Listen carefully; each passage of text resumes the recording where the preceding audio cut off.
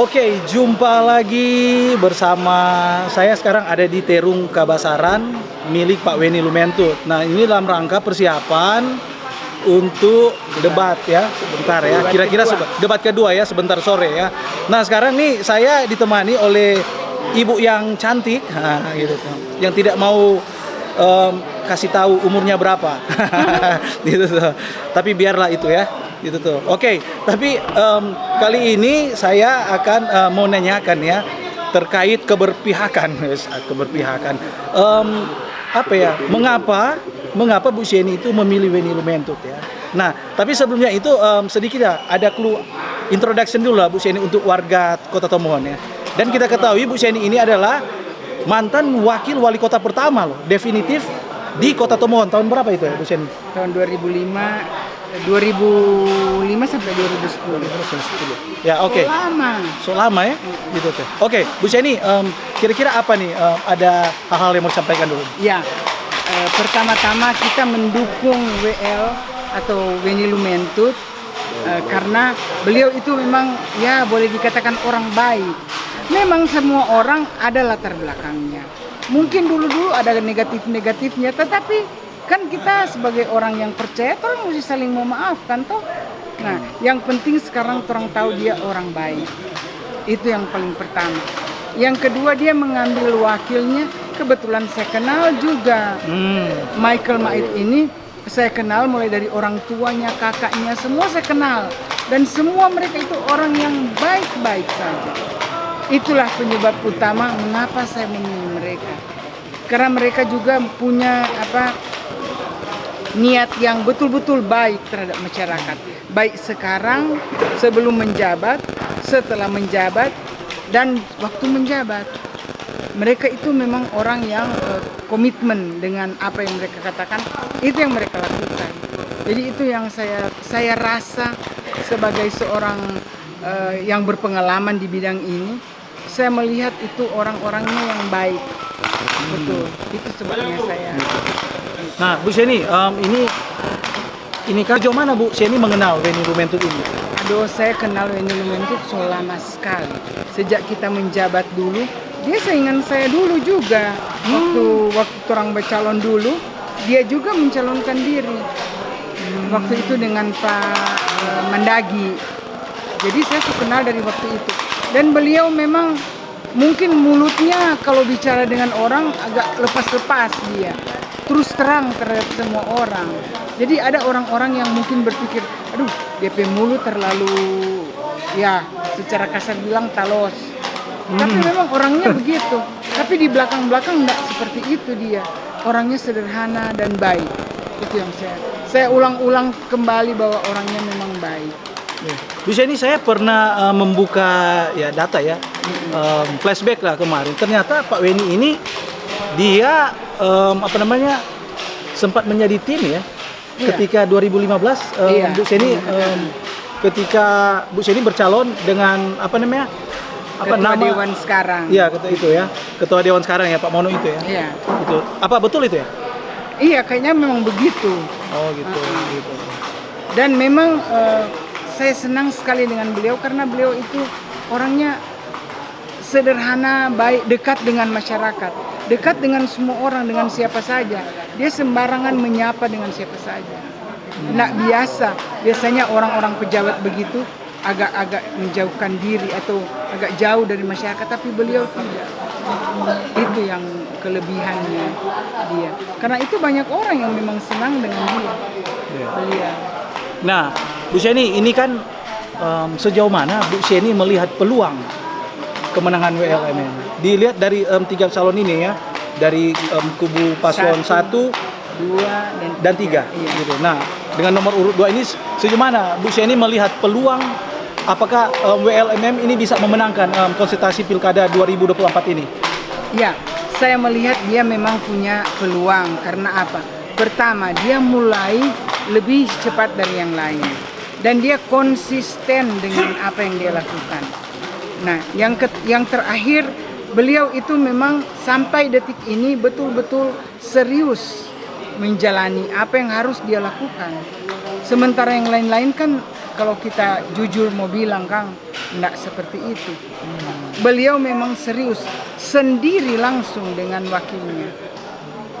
Sama dengan ya tim-timnya yang ada juga.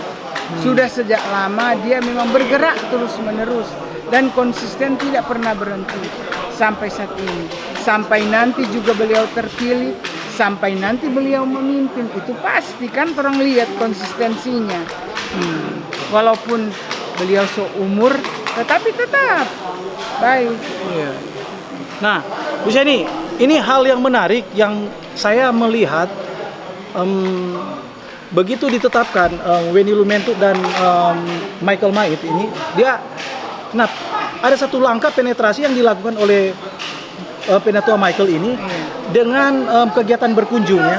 Nah, yang menarik bagi saya untuk saya soroti melihat bahwa kunjungan terhadap orang-orang sakit ini apakah secara elektoral berdampak atau bagaimana menurut Bu Sheni? Oh, menurut saya itu sangat berdampak.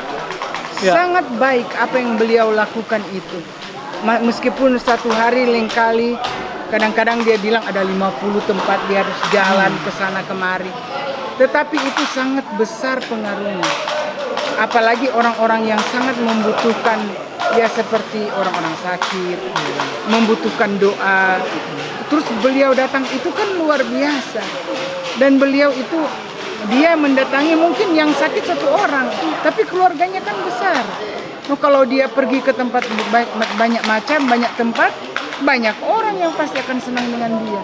Dan akan berubah dari mungkin pilih lain, dia pindah ke lain gara-gara tingkah laku dari wakil ini yang sungguh baik. Dan secara artinya kan ada dua sisi ya, moral terjawab. Iya. Dari secara juga secara kita keyakinan kan sesuai dengan mengatakan bahwa ya kunjungan kepada orang sakit kan itu sangat berdampak ya, perlu ya. Nah, dan Bu Sheni melihat ya bahwa kunjungan-kunjungan seperti itu memang berdampak sekali ya. Sangat berdampak. Saya yakin sekali itu. Dan dia memang berkunjung cukup banyak. Dan dia berkunjung dengan hati yang betul-betul ada, rela dan begitu. Tidak terpaksa. Saya melihat begitu. Jadi pasti ada pengaruh yang besar sekali. Nanti bagaimana strategi untuk maintenance. Nah, melihatkan situasional ini kan ya banyaklah, maksudnya indikator-indikator yang mengatakan bahwa ini kemungkinan akan tidak terlalu jauh signifikan antara beberapa paslon ini ya dalam kontestasi nanti nih. Sejauh mana Bu Sheni bisa menyampaikan ya bahwa maintenance ini tidak gampang, tidak mudah. Memang. Ya. Menurut saya mau mengatur ini semua ini tidak mudah. Terlebih pada detik-detik terakhir. Yang paling penting orang-orang itu tidak ada yang membohongi dan berdusta dan. Nah, karena kalau tidak ada yang seperti itu jadi pengkhianat, kita pasti sudah menang. Yang ditakutkan itu di detik-detik terakhir orang-orang bisa kesana kemari, itu yang berbahaya. Memang maintenance ini benar-benar perlu ketabahan, kesabaran untuk melakukannya. Itu memang harus sabar, karena akan ada tantangan-tantangan dari luar, gangguan-gangguan dari luar yang sangat mempengaruhi keberadaan kita sekarang. Meskipun sekarang kita tahu kita mungkin di atas, mereka di bawah, tapi mereka akan mengejar terus-terus, sehingga bedanya cuma sedikit seperti tadi bilang. Sayang. Bu Sheni, oke, ini terakhir gitu tuh. Bu Sheni kan pernah mengikuti ya, udah asam garam lah untuk dunia perpolitikan Kota Tomohon ya, gitu tuh ya. Nah, kembali lagi money politik. Nah, ini bagaimana tuh? Memang itu dari dulu kala kita tahu banyak sekali money politik di Tomohon. Dan parahnya orang-orang, mereka berharap itu tetap ada. Itu parahnya memang, berharap tetap ada. Dan kalau tidak ada, mereka akan berpindah seenaknya saja ke tempat yang lain yang mereka juga tidak tahu bagaimana dan tidak dapat apa-apa dari situ. Memang begitu memang terjadi. kita melihat seperti itu. Jadi itu money politik sangat berpengaruh sekali. Iya. Karena banyak saya dengar dari tempat-tempat tertentu, banyak orang-orang yang berkata begini, oh tergantung berapa katanya, atau kapan pemberiannya. Jadi itu memang kalau mau dikatakan tanpa money politik susah sekali. Orang-orang akan lari membabi buta tanpa mengetahui kemana dia pergi, pokoknya nak dia, begitu. Itu yang jeleknya. Tapi memang ada yang mau bikin apa? Ya,